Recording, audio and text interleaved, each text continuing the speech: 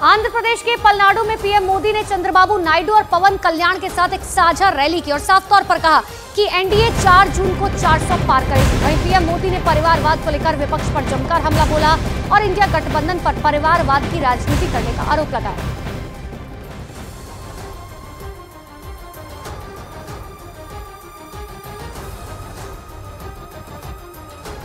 सब देखिए, ये संयोग देखिए, इस बार चुनावों के परिणाम 4 जून को आने वाले हैं। अब पूरा देश कह रहा है 4 जून को 400 पार। विकसित भारत के लिए 400 पार। कांग्रेस पार्टी है जिसका एक ही एजेंडा है, गठबंधन के लोगों को यूज एंड थ्रो करना। आज कांग्रेस को भले ही मजबूरी में इंडी अलायंस बनाना पड़ा हो, लेकिन इनकी सोच वही है। ये बीजेपी है, एनडीए है, जो हमेशा पार्टी लाइन से ऊपर उठकर देश के लिए समर्पित नेताओं का सम्मान करती है।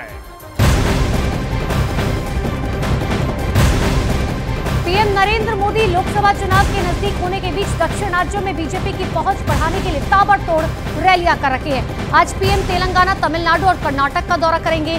तेलंगाना के जगत्याल में सुबह 11:30 बजे पीएम जनसभा को संबोधित करेंगे। दोपहर 3:15 बजे कर्नाटक के शिमोगा में पीएम की जनसभा होगी और फिर शाम 4:45 बजे तमिलनाडु के कोयम्बटूर में पीएम रोड शो करेंगे। रात को कोयम्बटूर के सर्किट हाउस में ही पीएम रुकेंगे।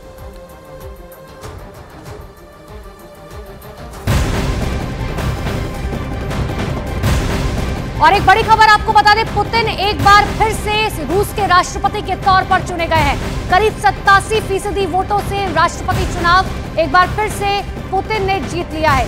रशिया यूक्रेन युद्ध के बीच में रूस में राष्ट्रपति पद के चुनाव हुए हैं और एक बार फिर से पुतिन ये चुनाव जीत चुके हैं। जो जानकारी अब तक है कि 87% वोटों के साथ राष्ट्रपति चुनाव पुतिन ने जीत लिया है। जिस तरीके की उनकी राजनीति रखी है, जिस तरीके से रशिया यूक्रेन युद्ध के दौरान कूटनीतिक फैसले वो लेते रखे हैं, इन सब के बीच में जनता की पहली पसंद के साथ एक बार फिर से व्लादिमीर पुतिन रूस के राष्ट्रपति के तौर पर चुने गए।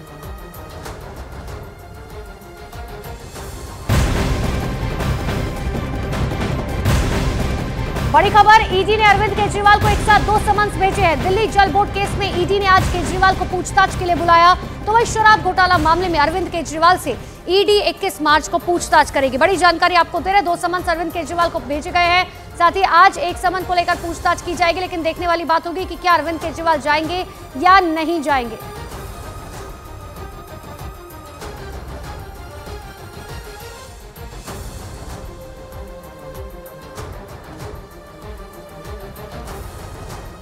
तो 2 तस्वीरें आपको दिखा रहे। देखिए, एक तरफ जल बोर्ड केस में समन जारी किया गया है, जिसको लेकर आज पूछताछ अरविंद केजरीवाल से की जा सकती है और शराब घोटाला मामले में 21 मार्च को पूछताछ के लिए बुलाया गया है।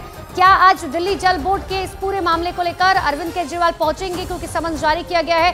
पहले भी 7 से 8 बार समन इग्नोर किया गया था अरविंद केजरीवाल की तरफ से शराब घोटाला मामले में।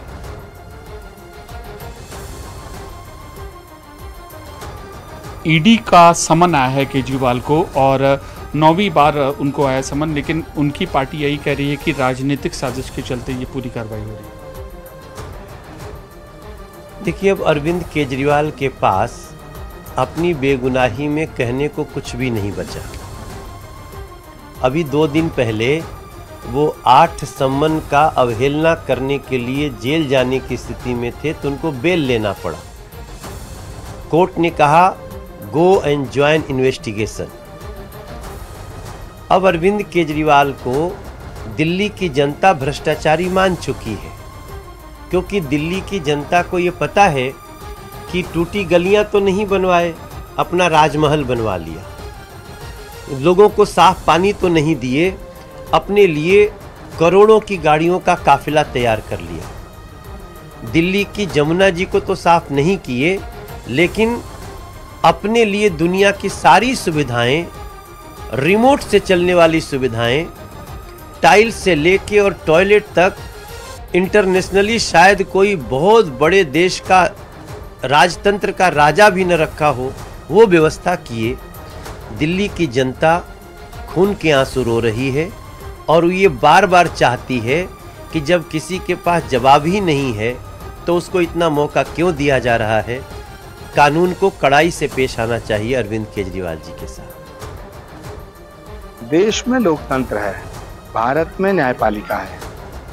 हम सब न्यायपालिका का सम्मान करते हैं। हम सबको ये विश्वास है कि हमारे सबके साथ न्याय होगा।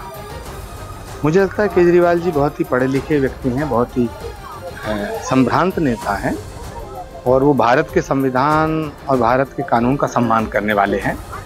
मुझे लगता है उन्हें पूरा यकीन होगा कि न्यायपालिका उनके साथ न्याय करेगी और मेरा विश्वास भी है कानून का वो हमेशा सम्मान करेंगे, ऐसा मेरा विश्वास है। जहाँ तक सवाल है गिरफ्तारी का, तो गिरफ्तारी होना ना होना, जमानत मिलना ना मिलना, ये देश के लोकतंत्र में जो चौथा स्तंभ है, तीसरा स्तंभ है, विधायिका, कार्यपालिका और न्यायपालिका, मुझे लगता है न्यायपालिका स्वतंत्र है और अरविंद केजरीवाल जी के साथ भी न्याय होगा।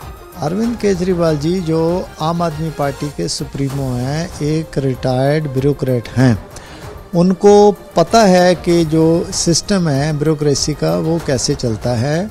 अब वो बेशक पॉलिटिक्स में है लेकिन समझते तो सब कुछ हैं। अगर उनको बुलाया है तो उनको पेश होकर बताना चाहिए कि भाई मेरे पास, मैं तो कट्टर ईमानदार हूँ, मेरे पास तो छुपाने लायक कुछ नहीं है, मैंने तो कोई बेईमानी की नहीं है।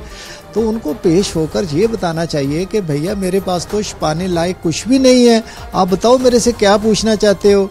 जब पेश नहीं हो रहे तो दाल में कुछ काला नजर आता है। तो वहीं गिरिराज सिंह ने अरविंद केजरीवाल की तुलना अर्बन नक्सल से की, साथ ही केजरीवाल पर सरकारी संस्था ईडी की अवहेलना करने का आरोप लगाया। अरविंद केजरीवाल एक संवैधानिक पद पर बैठे व्यक्ति हैं और वो संवैधानिक पद की गरिमा का ख्याल नहीं रखते और संवैधानिक संस्थान को वो कभी उसका अनुपालन नहीं करते। तो ये मेरे लिए लगता है समाज के लिए एक अनुकरणीय नहीं होता अगर ये संवैधानिक पद पर बैठ करके, मुख्यमंत्री थे माननीय मोदी जी, गृह मंत्री पहले भी वहाँ गृह मंत्री थे, कितने बार पूछ हुआ होगा, गए होंगे, कभी वो हल्ला नहीं किया।